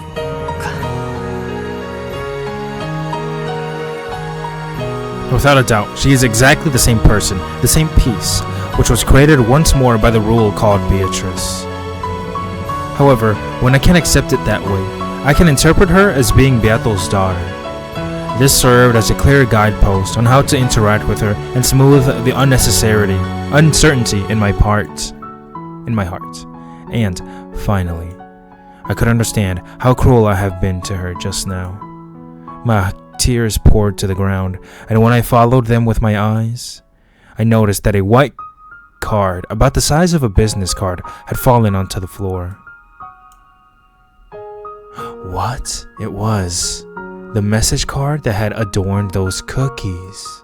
I had rushed her, telling her to clean up and leave right away, which was probably why it had fallen to the floor unnoticed. I picked it up and read the message on it. It was extremely short, pure, and sincere. It brought tears to my eyes, so I was sure that I could read it. Not anymore, it's getting too blurry, man. Those tears in your eyes, it's getting blurred. Yes, and yet, my eyes were so blurred with tears that I couldn't see anything.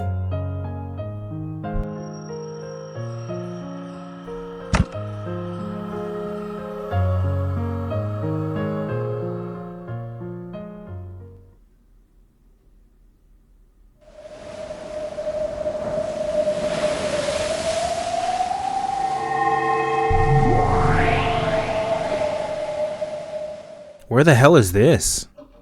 The flood of light and sound slowly dissipated. The silence that followed was not broken by any noise, not even the sound of wind and rain outside that had been so clearly audible moments before. Both Jessica and George timidly opened their eyes. Where in the world was this? It was a strange room that they had never seen before. It looked like a Western tea room.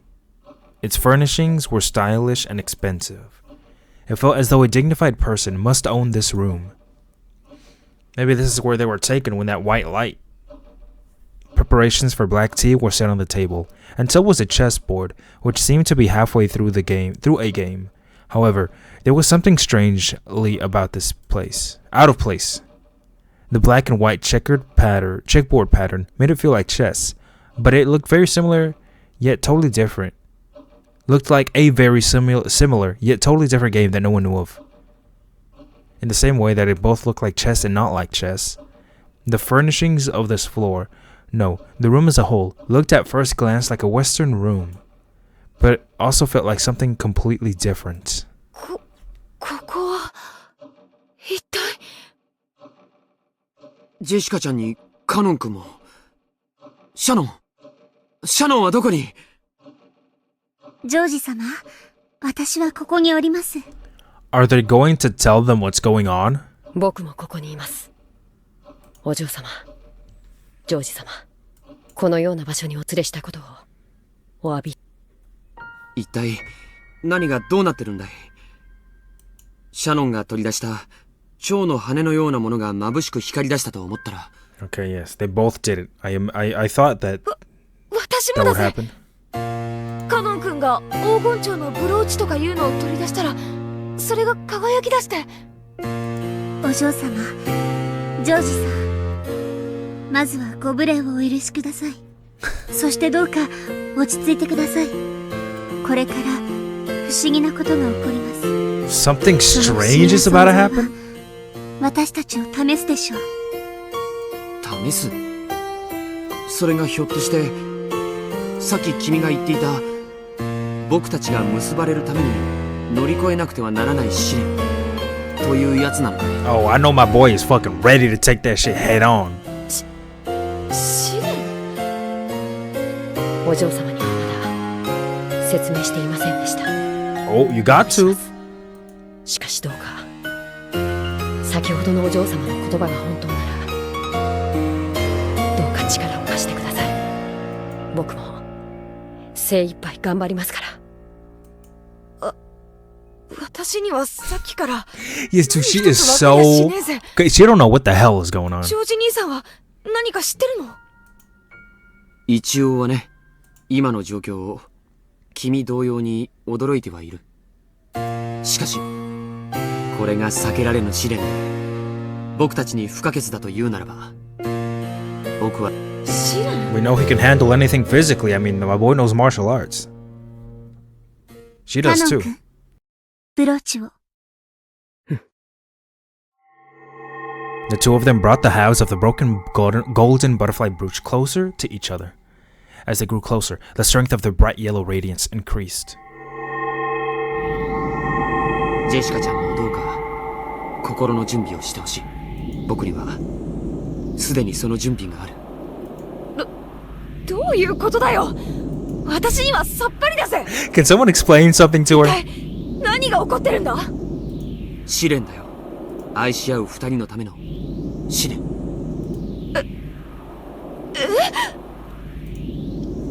George spoke those corny words without any hesitation. It was such an embarrassing line that Jessica couldn't help turning red. But the expression on George's face, which was so serious that it was almost grim, forced her to tense up as well. Shannon and Kanon were just as serious. With a glow in their eyes, as though they were taking part in a sacred duel, the pair of them brought the two gold butterfly wings together. Then, the wings they held became a single brooch and regained their magical power. An even more intense light filled the room, and the scene was burnt into the retinas of all present, as the brooch shattered and two shining things flew out of it. Is it two goats?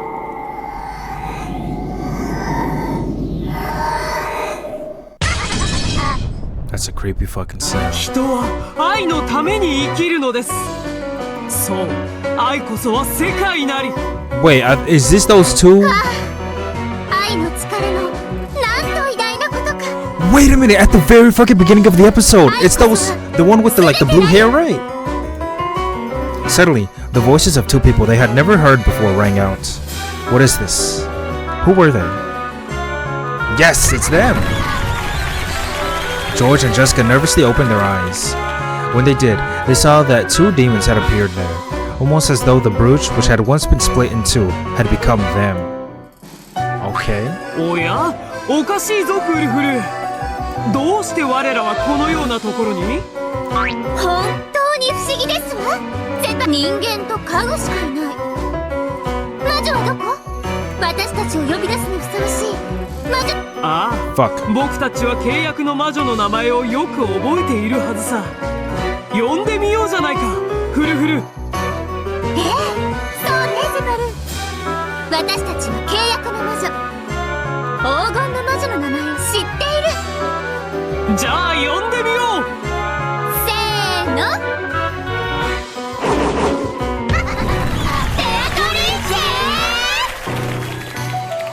Given their manner, exaggerated like a theater play, and their slightly ridiculous style of talking, it would probably be hard to immediately comprehend the great power these demons possessed.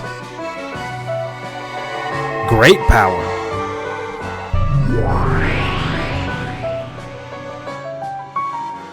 When the two demons called Beatrice's name, a cyclone of gold butterflies picked up throughout the room. Then it took the form of two golden witches.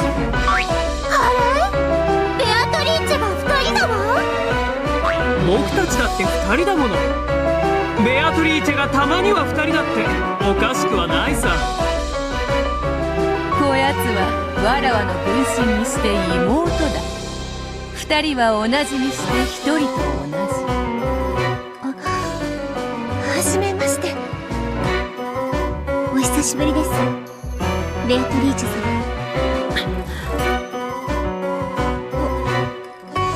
私 Right, man. I was wondering what her reaction would be. 同感だね。しかし呆然自失するには Unlike Jessica, George had maintained his composure even during this bizarre scene. After all, Shannon had already told him what would happen next. 契約の悪魔たちよ、久しぶりであるな。ゼパル、それにフルフル。ああ、お久しぶり。君は相変わらず元気そうだね。それにしても可愛らしい妹君。古んだそのみずみずしい瞳は水蜜糖の味がするんじゃないかしら。どうでしょうか。Zipar and Furfur latched onto Beato from either side, wearing strange smiles. Each movement they made was exaggerated yet polished, as though they were acting out a play. それくらいにしておけ、契約の悪魔たちよ。その悪ふざけも今宵限りで見納めとはな。寂しいものだ。見納めとは。僕たちのよりしろのブローチはもう壊されてしまったからね。つまりこれでもうお役御免というわけ。はあ、今まで本当に楽しかったわ、ベアトリーチェ。でも契約時の取り決めでね、最後の別れにもう一度だけ力を貸さねばならないと決まっていたのさ。だからこれが正真正銘最後の奇跡。 Final 愛の miracle. 奇跡は一度で十分。だって永久の愛に二度目は不要なのだから。そういうわけ。愛し合う男女たちよ。ここに集いしは奇跡なくして恋を成就できぬ呪われし者たち。その奇跡を与える黄金蝶のブローチの力は泣こうがわめこうが今宵限り最後のチャンス。それは一組のつがいにしか与えられぬ。 Wow. So only one of them is gonna get it? お互い頑張ろうね。 Oh, I feel like they're neither gonna get it. That would be the best thing, wouldn't it? And they just... What do they mean? Shannon and Kanon exchange a serious gaze. Both had already readied themselves to fight for the sake of their love's success. よくわからねえけどよ。おかしな悪魔の力なんて世話になる気はねえぜ。 Jessica was finally starting to figure out the direction things were headed. These demons were probably planning to pit her and Ganon against George and Shannon. はっきり言わせてもらうが、余計なお世話だぜ。私とカノン君の仲は私とカノン君でどうにかする。 I feel like that has to be the ending, right? 怪しげな悪魔の世話になんかなる義理はさらさらねえぜ。お嬢様、聞いてください。この試練を乗り越えなければ僕たちは結ばれないのです。ジェス Says who? 受け入れよ。それが家具の上で人間と結ばれようと願う身の程知らずに課せられる唯一の試練なので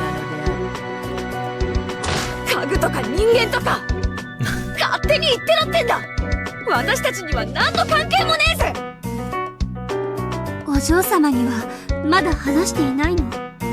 どう説明すればいいかわからなくて。カノン君もシャノンもジョージ兄さんもどうしてこんなうさんくさい話に耳を貸してんだ。人の恋路を邪魔するやつは馬に蹴られて死ねって決まってんだぜ。 Right, I believe you. なんで悪魔たちに認められなきゃならねえんだよ。余計なお世話だぜ。さては困ったわからず屋がいたものよ。このままゲームを始めてもよいが、それではフェアとは言えぬな。説明してあげてもいいのではないでしょうか。私にもよくわかりません。ジェシカさんとカノンさんの恋に何か問題でもあるというのですか？やれやれ。どうやら君も君たちも何も分かっていないようだね。私たちに祝福されれば二人の恋をゆっくり育むことができるの。うさんくさい悪魔もなんにも関係ないわ。でももし僕らに祝福されなければ、君たちの恋路は消えてなくなり、枯れてしおれて消えてしまう。 Say it in red. なんでそんなことが言えるんだよ。運命だから。認めないのも自由、抗わないことだって自由。抗わないと。 You're not saying anything in red. 恋路が終わると抽象的な言い方では納得すまい。はて、どう説明すればそなたの運命の袋小路を説明できるのか。Didn't fate. 後ろ宮ジェシカ、君が信じているよりはるかに君たちの未来は前途多難。魔法の奇跡が得られなかったなら、必ずや二人に災いが訪れるの。そしてそれがかぶれ、ただれ、二人を破綻させる。わらわもその過程を詳細に語るほど無粋ではない。しかしジェシカが信じぬというなら、破綻の最後だけ語る。カノンは使用人をやめ、この島を去る。永遠に。君は島を出て思い人を探す旅に出るだろうね。しかしそれは決して報われない。そうしてあなたは嘆いて恨むの。誰を？あなたを。僕をかい？いいえ、今のあなたを。Wow! With a dramatic gesture of the two of them pointed at Jessica. They were saying that if she passed this by, it would be herself who would regret it later. 何を言ってやがる。思い人を失ったあなたはその時気づくわ。思いを遂げる試練を逃げたあの時の自分が憎いって。そうさ、僕たちは未来の君からのメッセンジャー。どうか今のこの瞬間を君の恋に真剣になって戦いに臨んでほしい。もしあなたが未来の自分のメッセージに耳を貸さないならば、王を飲み込む愚かな蛇をそのままどんどん飲み込み続け。永遠の苦悩の輪廻は自らを飲み込み消えるのみ。わけがわからない。Jessica's confusion showed up on her face as anger.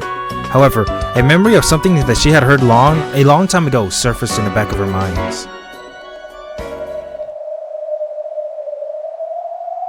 Unlike Ne-san, I don't plan on working here for many years. After just a few years, or possibly, if Ne-san ever decides to stop working here, I think I'll stop working too. カノン君。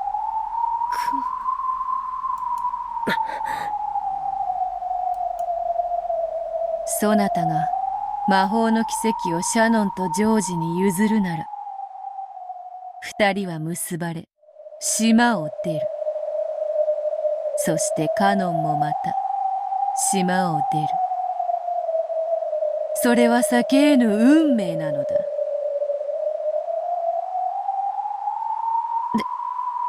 では魔法の奇跡を得られたなら。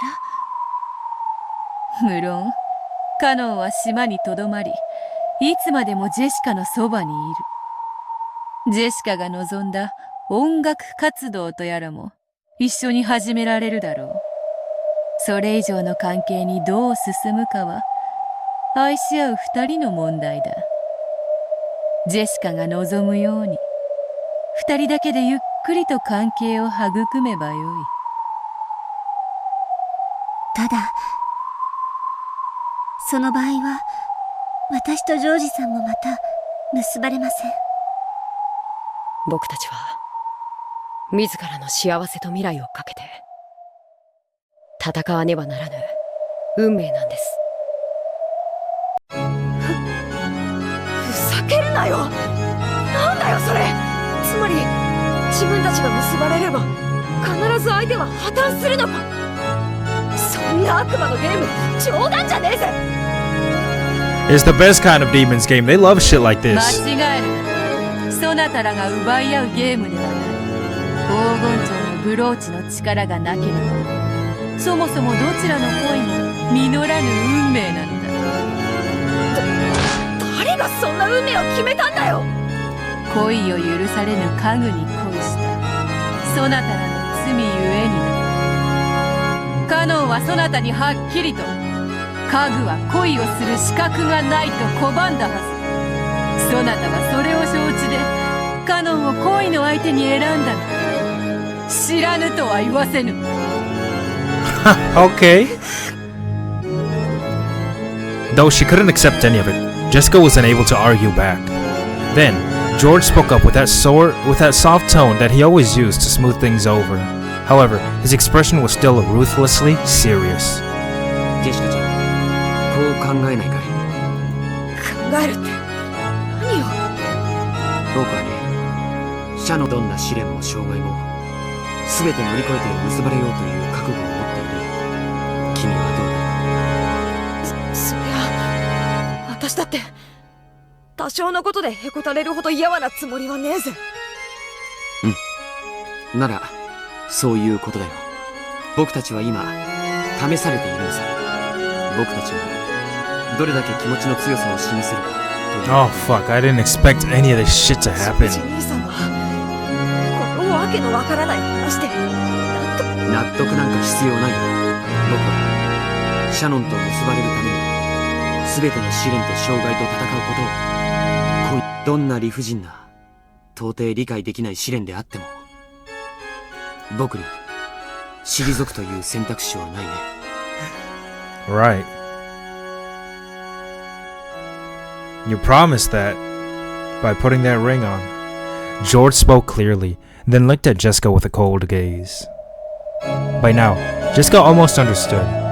If she kept on grumbling and refusing this demon's trial, the game between the two groups would automatically end with her defeat by default. In other words, George and Shannon would win. Then they would gain the miracle of magic, their love would be completed, and Jessica and Kanon would split apart, with Kanon eventually leaving the island and never seeing her again. 僕にとって君がこの試練を辞退してくれるなら君とは戦わなくて済むからね。そして君のカノン君への思いはその程度のものだったんだねと。 Right, I feel like George and Shannon's, they have obviously a more serious, mature love, because they're talking about marriage. Kanon and Jessica being younger, a little bit younger, not that much, I think by like a couple years. They're speaking about like they have a crush.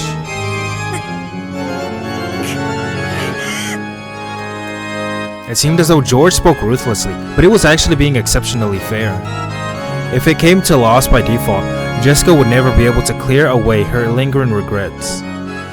That would leave a bad taste even for George. 僕たちはたった一つの奇跡をめぐって正々堂々と戦わなくちゃならない。その結果、仮に僕が敗れたとしても互いがベストを尽くして戦った上での結果なら諦めがつく。そしてだからこそ心の底から相手を祝福できる。ジョージの覚悟、なかなかのものよ。そこまで言われて。君は逃げ出すのか。 The two demons giggled and challenged her. Of course, George didn't laugh, but he too challenged her with cold eyes. シャノンはお許しください、お嬢様。私はジョージさんと結ばれるために一歩たりとも引かない覚悟です。 You can't. I mean, you're... 私の思いを貫くことがお嬢様の恋路を閉ざすことを知っていようとも。 I mean, we're talking about love. We're talking about something great, something big. Shannon had never before spoken to Jessica with such serious and solemn words. Jessica was surprised to realize just how strong the determination was that dealt within her usually weak and clumsy friend. カノン君、僕はお嬢様と新しい人生を歩みたいです。その歩みが姉さんの幸せを踏み越えていくことを意味しようと僕はここに引き。Gunnan was doing all he could to be strong. Yes, all of them were being serious and frank and abandoning any naivety that they might have possessed. All this about gold and butterfly brooches and miracles of magic, and the trial that the demons were giving them, none of it mattered. The only thing that was being tested, whether or not they possessed the strong will to make their love come true. Jessica clenched her fist and hung her head, shaking, while biting her lower lip.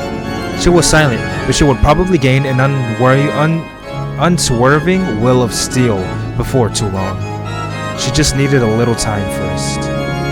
The two demons who taunted people with dramatic gestures did not violate the silence that Jessica needed to resolve herself.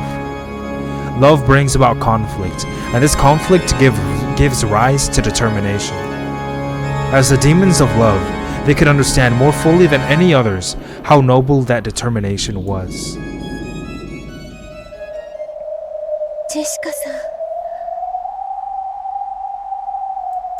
そしてその魔法の奇跡はそなたであっても享受できるものであるぞ。私にもそれはどういう。 She had thought this had been about two pairs of lovers. Beto was surprised to suddenly hear that this had something to do with her as well. 黄金蝶のブローチの奇跡はそなたの願い。バトラへの行為を認められたいという願いさえも叶えることはたやすい。そしてその奇跡なくして結ばれることもまたない。Is she gonna jump in as well to this trial? 君も蚊帳の外じゃないということさ。愛の沼を渡りきりたい。あなたの望みのはず。僕たちは君の願いだって決してないがしろにしたりはしない。そなたとバトラの関係とてやがてはただれ腐り落ちる。いくら楽観的なそなたであっても何かの奇跡がない限りやがてはそのような運命を迎えることをすでに理解しているはずだ。それは。Beato hung her head sadly. She wasn't about to let the cookie incident break her spirits. However, it would have been a massive lie to say that it hadn't hurt her. The more she tried to get close to Battler, the more she hurt him. However, she had been born in order to get close to Battler. She was like a hedgehog freezing in the cold and bunching together with others for warmth. She had approached him because of love and had been hurt for it. そこまで分かっているなら奇跡に託すのもまた一興というものよ。川の宝くじに当たりなしとも言うでな。ゼパル、フルフル、このわらわの妹も加えよ。ああ、もちろん。よろしく。もう一人のベアトリーチェ。私たちは初めからあなたも加えるつもりでいましたわ。Really? なぜなら僕らはゼパルとフルフル、愛を司る悪魔だから。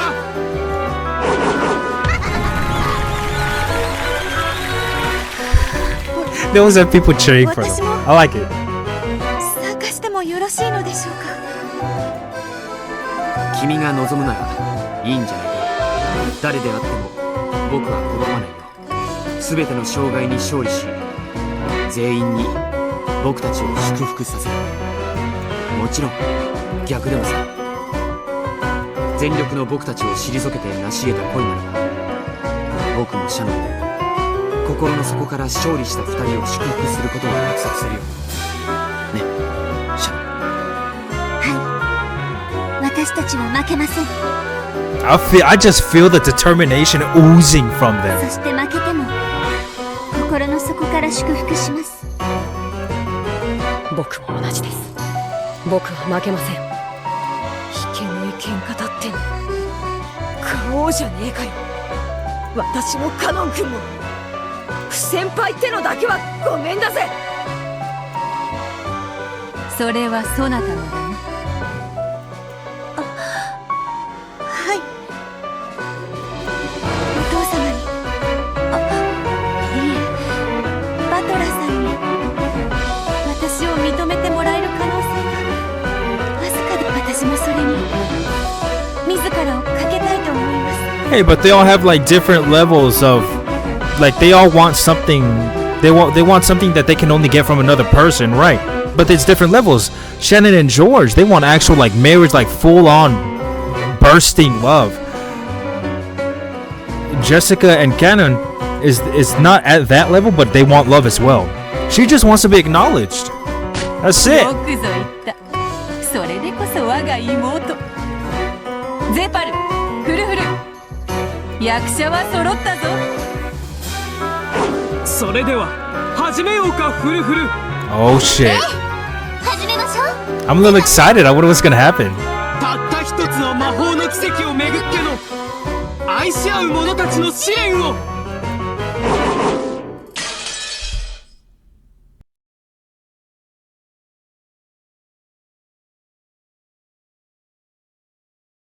There's gonna be a crazy ass episode. Crazy ass episode next.